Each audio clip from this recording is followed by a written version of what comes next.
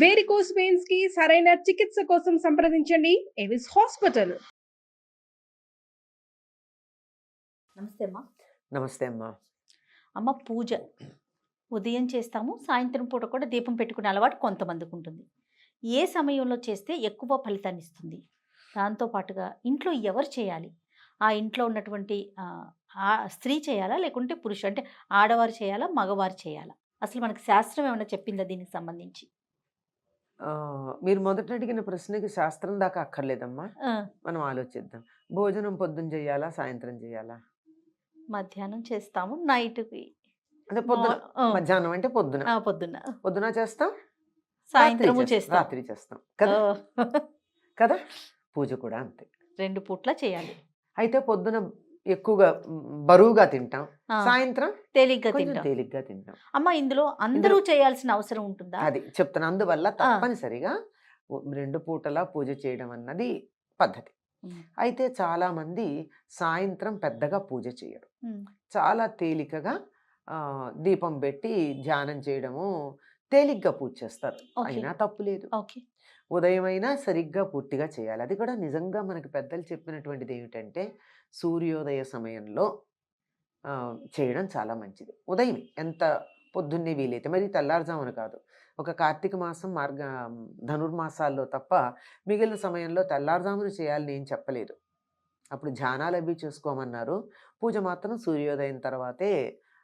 అందులో సంధ్యావందనం చేసేవాళ్ళు వాళ్ళు కూడా సూర్యోదయ సమయానికే చేయాలని చెప్పడం జరిగింది. కనుక ఆ సమయాలు చికాకుగా ఉంటాయి. సాధారణంగా పిల్లలు ఉంటే, జ్వరం వచ్చిన వాళ్ళు ఉంటే, పిల్లలు ఏడిచే టైం అదే కదమ్మా. అవును. అసలు సంధ్య వేళ పొద్దున కొంచెం బాగానే ఉంటారు, కానీ సాయంత్రం అసలు సంధ్య వేళ అయితే పిల్లలు ఏడుస్తారు. రోగం వచ్చిన వాళ్ళు చికాకు పడుతూ ఉంటారు. ఇంట్లో కాస్త మానసికంగా సరిగ్గా లేని వాళ్ళు పిచ్చి పిచ్చి మాటలు మాట్లాడుతూ ఉంటారు. ఇవన్నీ ఉండే సమయాలు. కనుక ఈ సమయంలో మనం దైవం మీద దృష్టి పెట్టడం గనక ప్రారంభించినట్టయితే ఇవన్నీ సర్దుబాట్లు అయిపోతాయి, మొదటి నుంచి అది అలవాటు చేస్తే. అందుకని సంధ్యా సమయంలో దీపం పెట్టడము, ప్రార్థన చేయడము.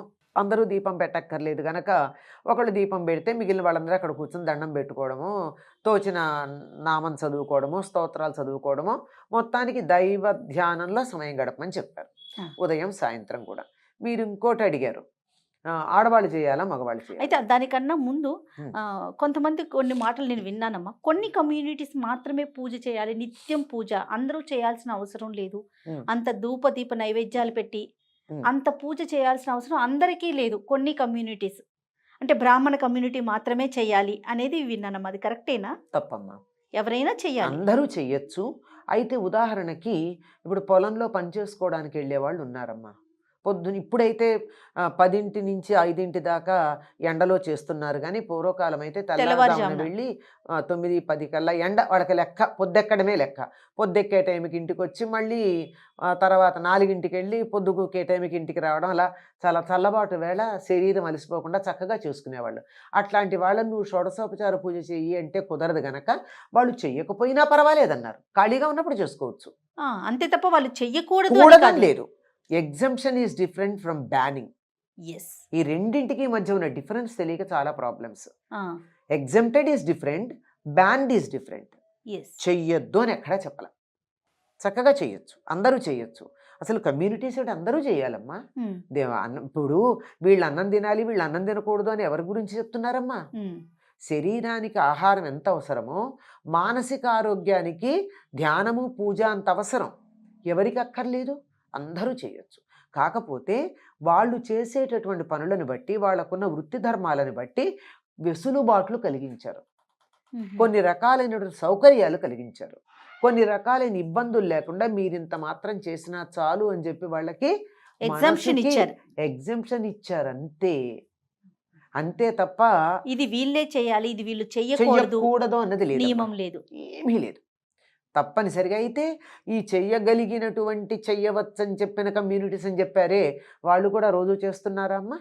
అంటే ఉన్నమాట సత్యం మాట్లాడుకోవాలి ఎప్పటికి కూడా. మీరన్న కమ్యూనిటీస్లో నిత్యం షోడశోపచార పూజ చేస్తున్నారా?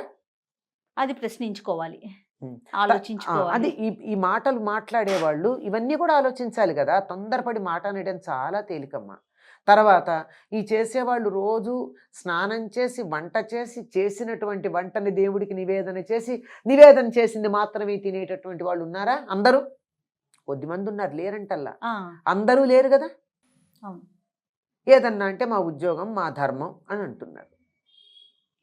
అందువల్ల ఇది సమాజాన్ని విడదీసి ఏదో రకంగా ముక్కలు చేసి ఒకళ్ళ మీద ఒకళ్ళని ఉసిగొల్పడానికి చేసేటటువంటి ప్రయత్నాల్లో భాగం తప్ప ఇది నిజంగా ఎక్కడా లేదు. వీళ్ళు చెయ్యొచ్చు, వీళ్ళు చేయకూడదని లేదు. ఎవరికి వీలైనట్టు వాళ్ళు చేయొచ్చు. ఆ కుమ్మర భీముడు ఉన్నాడే, అన్నమాచార్యులు పూజించినటువంటి అతను దేంతో పూజించాడు? రోజు కుండలు తయారు చేస్తూ ఆ కుండలు చేసిన తర్వాత వచ్చేటటువంటి మట్టి చివరిగా ఉన్నటువంటి దాన్ని ఇట్లా చేతులు నలిపేస్తే చివరి మట్టి కొంత వస్తుంది. ఆ మట్టితో చిన్న చిన్న పువ్వులు చేసి ఈ పూలని ఆయనకి అర్పించాడు. చేసిన పూలని ఆయనకి ప్రత్యక్షమయ్యాడు, ఆయన అవును అనుగ్రహించాడు కదా. అందువల్ల ఎవరికి వీలైనట్టు వాడు చేయమన్నాడు, కానీ ఇట్టాగే చేయాలన్న నియమం అయితే వీళ్ళే ఇది చేయాలనేది అదే లేదమ్మా. అతన్ని మామూలు పూలు దొరికితే వెళ్ళి పూలు తీసుకొచ్చి దేవుడికి పెట్టకూడదని చెప్పలేదే అతనికి. అవన్నీ ఇంట్లో చేస్తుంటాడు. ఇక్కడ కూడా చేస్తూ ఒక పువ్వు చేసి ఈ పువ్వు కూడా ఇస్తున్నాను అని ఉంటాడు. అంత మాత్రాన ఎవరిని వద్దని చెప్పలేదు, అందరూ చేయొచ్చు. చెయ్యకూడని పరిస్థితులు ఉన్నాయి. అంటే అశౌచం వచ్చినప్పుడు అట్లాంటప్పుడు చెయ్యొద్దన్నారు తప్ప అది ఎవరైనా పాటించాలి, అది ఎవరికైనా పాటించాలి. వీళ్ళు వాళ్ళు అన్నటువంటి భేదం లేదమ్మా. ఒక్కటి గుర్తుపెట్టుకోవాలి, చాలా సందర్భాల్లో మళ్ళీ మళ్ళీ మళ్ళీ మళ్ళీ చెప్తాను, నేను ఎన్నిసార్లు చెప్పమన్నా చెప్తా. సనాతన ధర్మంలో మనుషుల్ని ఈ రకంగా విభజించిన పద్ధతి లేదు. వారి వారి వృత్తి ధర్మాలు, మానసిక పరిస్థితులు, శారీరక పరిస్థితులు, ఆర్థిక పరిస్థితులు వీటన్నింటినీ కూడా పరిగణనలోకి తీసుకుని ఇది వీరికి ఉపయోగం, ఇది వీరికి ఉపయోగం కాదు అని చెప్తున్నారు. లేదు నేను దాన్ని అధిగమిస్తానంటే ఎవరు కాదనలా. అంతే తప్ప నో వన్ ఈజ్ బ్యాండ్. కొన్ని ఉన్నాయి, వీళ్ళు పనికిరారు అని చెప్పినటువంటి వాళ్ళు కమ్యూనిటీ ప్రకారం లేదు, వాళ్ళు చేసే పనులను బట్టి ఉంది, చేసిన పనులను బట్టి ఉందే తప్ప కమ్యూనిటీ ప్రకారం కాదు. అంచేత ఇట్లాంటిది లేదు, ఈ సోషల్ బ్యానింగ్ అన్నది లేదు. మీరు ఇంకొకటి అడిగింది ప్రధానమైనటువంటిది, ఆడవాళ్ళ మగవాళ్ళ. పూర్వకాలం శుభలేఖలు ఎట్లా ఉండేవమ్మా? శుభలేఖ అంతా రాసిన తర్వాత పైన ఏమనుండే, ఎవరి పేరు మీద ఇచ్చేవారు? ఇంటి పెద్ద ఎవరుంటే వాళ్ళ పేరు మీద ఇచ్చేవారు. శ్రీ అని చెప్పి వాళ్ళ పేరు మీద శ్రీ సహకుటుంబ వారు కుటుంబ సభ్యులందరూ అంతే.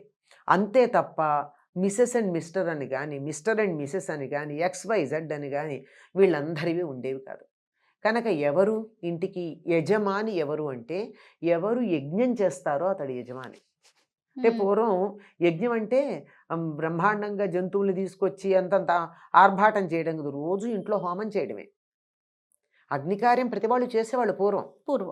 అలాంటి చేసేటటువంటి చోట ఎవరు చేస్తారో వాళ్ళే చెయ్యాలి ప్రధానంగా అని. కనుక ఇంటికి శుభలేఖ ఇచ్చేటప్పుడు ఒకళ్ళ పేరు మీద ఇచ్చారే, అట్లాగే పూజ ఒకళ్ళు చేస్తే సహకుటుంబానాం అని చెప్తారు. కనుక ఆయన కుటుంబం అంతా అందులో వచ్చేస్తుంది. కనుక ఇంట్లో ఒక్కరు చేస్తే, ఇంటి యజమాని ఎవరో వాళ్ళు చేస్తే చాలు. ఆ యజమాని అన్న పదంలోనే ఈ ఇంట్లో ఈ అగ్నికార్యం, పూజ ఇత్యాదులన్నీ నేను చేస్తాను అన్నవాడికి యజమాని అని పేరు. ఆయన చేస్తే చాలండి. పూజ నిజానికి మగవాళ్ళే చెయ్యాలి. ఈ కాలంలో ఆడవాళ్ళకి వంటింటితో పాటు పూజ గృహం కూడా ఇచ్చేసి సుఖపడిపోతున్నారు మగవాళ్ళు. కాకపోతే నియమాలు మాత్రం చెప్తారు. ఆడవాళ్ళు తులసి కొయ్యకూడదు, ఆడవాళ్ళు గంట కట్టకూడదు, ఆడవాళ్ళు అది చేయకూడదు, ఆడవాళ్ళు ఇది చేయకూడదు. ఓకే ఒప్పుకుందాం, వాళ్ళు చేయకూడదు. చాలా సంతోషం వాళ్ళని చెయ్యొద్దంటే. మీరు చెయ్యండి, వాళ్ళు మానేస్తారు. ఏమ్మా? అవునమ్మా. వీళ్ళు చేయకపోతే కదా వాళ్ళు చేస్తున్నారు. పూజ నేను చేస్తానని ఆయన కూర్చుంటే గంట ఆయన కొడతాడు. ఎందుకు కొట్టాలి? అదే ఆయన పోబట్టే కదా. లేకపోతే గంట కొట్టడానికి పిలుచుకురావాలా? అదే కదా. మరి ఆడవాళ్ళు ఏం చేయాలి? ఆడవాళ్ళు అమరిస్తే చాలు, పూజకి సంబంధించి అన్ని అమరిస్తే చాలు. వీళ్ళకి ఏదన్నా జపాలు చేసుకోవచ్చు, స్తోత్రాలు చదవచ్చు, అన్ని రకాలు చేసుకోవచ్చు. అదే దీపం ఉంది అక్కడ, ఆ దీపం ఉన్న చోటే అదే అగరొత్తులు ఉన్నాయి, అన్నీ ఉన్నాయి. ఆ ఉన్న చోట కూర్చుని వీళ్ళు ఇంట్లో ఆడవాళ్లే కాదు, పిల్లలు పెద్దలు, ఓ కుటుంబంలో ఇవ్వాళ్ళంటే ఇద్దరు ఒంటికాయ సొంటు కొమ్ముల్లాగా ఉంటున్నారు కానీ ఓ 25 మంది ఉండేవాళ్ళు కదా. ఇంతమంది ఉంటే ఏం చేసేవాళ్ళమ్మా? అందరూ పూజ చేసుకోవాలని ఉండదు, ఎవరికి వాళ్ళకి ఆత్మోద్ధారణ కావాలని ఉండదా? అంచేత ఇంటికి పెద్దెవరో వాళ్ళు పూజ చేస్తే మిగిలిన వాళ్ళందరూ అక్కడికి వచ్చి వాళ్ళు చేయవలసినటువంటివన్నీ స్తోత్రాలు అవన్నీ అక్కడే చేసుకుంటారు, అదే పూజాగృహంలో చేస్తారు. మళ్ళీ ఇంకో దీపం పెట్టడం అలాంటివి చేయరు, మళ్ళీ ఇంకో నైవేద్యం పెట్టడం, మళ్ళీ ఇంకొకటి అన్నీ సెపరేట్గా చేయడం ఉండదు. ఆయన చెప్పేశాడు కదా, ఒక ఆయన మొత్తం అందరికీ ఒక సంకల్పం చెప్పేశాడు కదా, సహకుటుంబానం అంటే.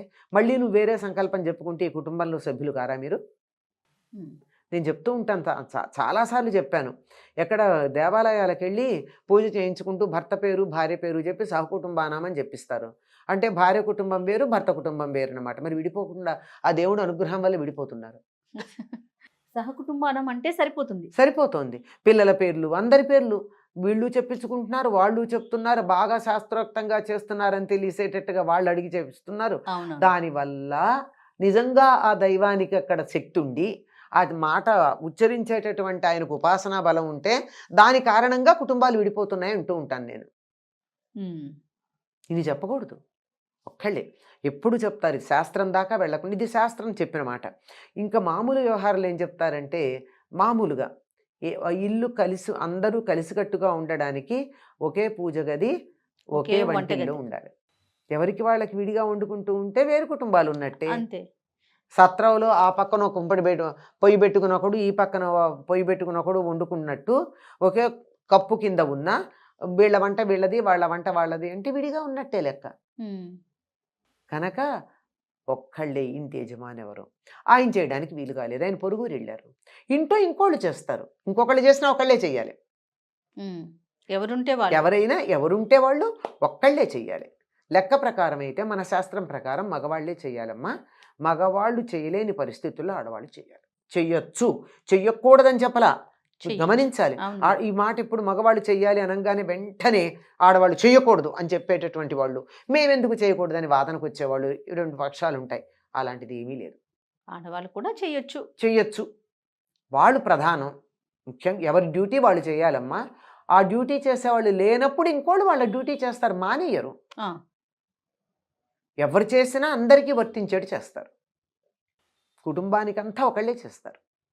లేదు నాకు రాముడు అంటే ఇష్టం, మీరు ఏదో లక్ష్మీనారాయణ పూజ చేశారు, రామాష్టోత్రం చదవలేదు, నేను రామాష్టోత్రం చదువుకుంటాను, నేను లక్ష్మీష్టోత్రం చదువుకోవచ్చు, తప్పేం లేదు. కానీ మళ్ళీ దీపం పెట్టి మళ్ళీ ఇంకొక ప్రమిద పెట్టి ఇలాంటివి చేయకూడదు. చేస్తే కుటుంబం విచ్ఛిన్నం అవ్వడం అక్కడే మొదలు. రైట్ అమ్మా, సంతోషం. నమస్తే అమ్మా.